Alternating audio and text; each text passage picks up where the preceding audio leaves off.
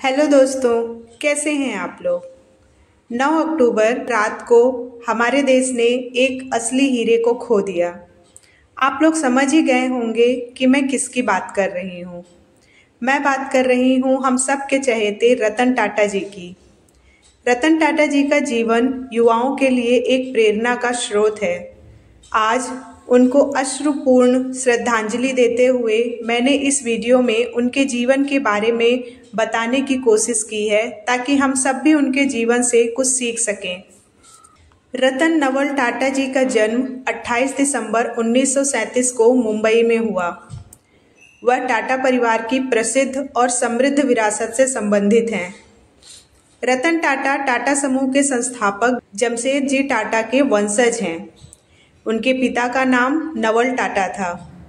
इतने rich family में जन्म लेने के बाद भी रतन टाटा का बचपन कठिनाइयों से भरा था, क्योंकि जब वो केवल 10 वर्ष के थे उनके माता पिता का तलाक हो गया था।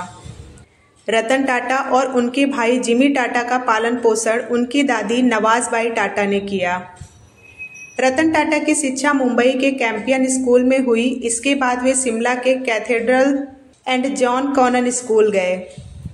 उन्होंने बाद में अमेरिका के कॉर्नेल विश्वविद्यालय से आर्किटेक्चर में डिग्री हासिल की और हार्वर्ड बिजनेस स्कूल से एडवांस्ड मैनेजमेंट प्रोग्राम भी पूरा किया। रतन टाटा 1962 में टाटा समूह में शामिल हुए, जहां उन्होंने अपनी यात्रा की शुरुआत टाटा स्टील के शॉप फ्लोर पर काम करते हुए की। यहां उन्होंने श्रमिकों के साथ काम किया और धीरे धीरे व्यवसाय की गहरी समझ विकसित की। 1971 में रतन टाटा को नेल्को यानी national radio and electronics company limited का प्रभारी बनाया गया, जो उस समय घाटे में चल रही थी। उनके प्रयासों के बावजूद कंपनी को उस समय सफलता नहीं मिली, लेकिन इससे रतन टाटा को व्यावसायिक रणनीतियों की समझ और कठिन परिस्थितियों में काम करने का अनुभव मिला। 1991 में JRD टाटा ने रतन टाटा को टाटा समूह का चेयरमैन नियुक्त किया। उस समय टाटा समूह कई अलग अलग व्यवसायों में फैला हुआ था और रतन टाटा के नेतृत्व में इसे अधिक एकीकृत और मजबूत बनाया गया। उन्होंने कई टाटा कंपनियों को अंतर्राष्ट्रीय स्तर पर स्थापित किया और समूह को एक वैश्विक पहचान दिलाई। रतन टाटा के नेतृत्व में टाटा समूह ने कई महत्वपूर्ण अधिग्रहण भी किए। इनमें 2000 में टेटले टी, 2004 में दक्षिण कोरियाई स्टील कंपनी कोरस और 2008 में ब्रिटिश मोटर कंपनियां जगुआर और लैंड रोवर का अधिग्रहण शामिल है। इन अधिग्रहण ने टाटा समूह को वैश्विक स्तर पर प्रतिस्पर्धा में खड़ा कर दिया और इसकी प्रतिष्ठा को और बढ़ाया।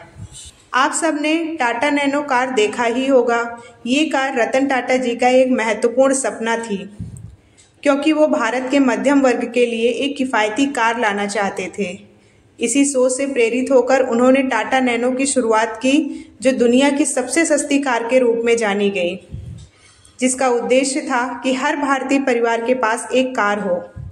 हालांकि यह व्यावसायिक रूप से बहुत सफल नहीं रही, फिर भी इसे एक महत्वपूर्ण नवाचार के रूप में देखा गया। 2012 में रतन टाटा ने टाटा समूह के चेयरमैन पद से सेवानिवृत्ति ले ली और उनकी जगह साइरस मिस्त्री को यह पद सौंप दिया गया। हालांकि 2016 में टाटा समूह के बोर्ड ने मिस्त्री को हटा दिया और रतन टाटा अंतरिम चेयरमैन के रूप में कुछ समय के लिए फिर से लौट आए। इसके बाद नटराजन चंद्रशेखरन को टाटा समूह का चेयरमैन बनाया गया। रतन टाटा को उनके सामाजिक कार्यों और दानशीलता के लिए भी जाना जाता है। वह टाटा ट्रस्ट के चेयरमैन भी हैं, जो स्वास्थ्य, शिक्षा, ग्रामीण विकास और सामाजिक कल्याण के क्षेत्र में काम करते हैं। उन्होंने अपने जीवन का एक बड़ा हिस्सा समाज की सेवा में समर्पित किया है और वे अपने विनम्र स्वभाव और सादगी के लिए जाने जाते हैं। रतन टाटा को भारत सरकार द्वारा 2000 में पद्म भूषण और 2008 में पद्म विभूषण से सम्मानित किया गया, जो भारत के तीसरे और दूसरे सर्वोच्च नागरिक सम्मान हैं। उन्हें वैश्विक स्तर पर भी व्यापारिक और सामाजिक क्षेत्रों में उनके योगदान के लिए सम्मानित किया गया है।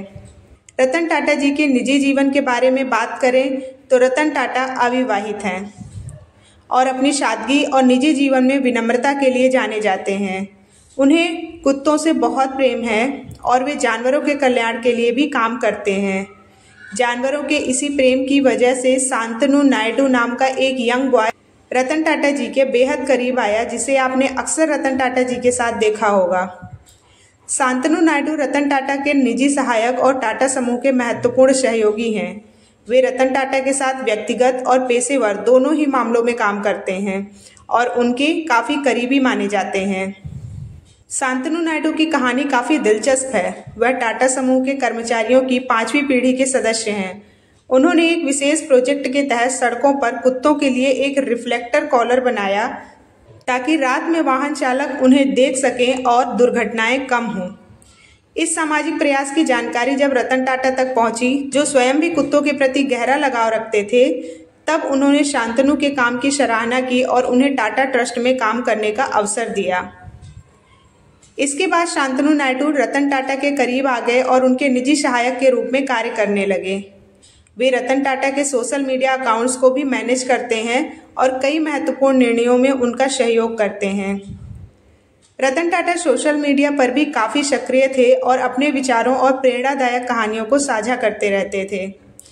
रतन टाटा जी की जीवन यात्रा समर्पण, साहस और विनम्रता का प्रतीक है। उन्होंने न केवल टाटा समूह को नई ऊंचाइयों पर पहुंचाया, बल्कि अपनी दानशीलता और सामाजिक सेवा से भी लाखों लोगों की जिंदगी को बेहतर बनाया है। तो दोस्तों, कैसा लगा आपको इतने महान व्यक्तित्व के बारे में जानकर? हम सब यही प्रार्थना करेंगे कि भगवान उनकी आत्मा को शांति दे। तो चलिए फिर मिलती हूँ एक नए इन्फॉर्मेटिव वीडियो के साथ। Bye bye.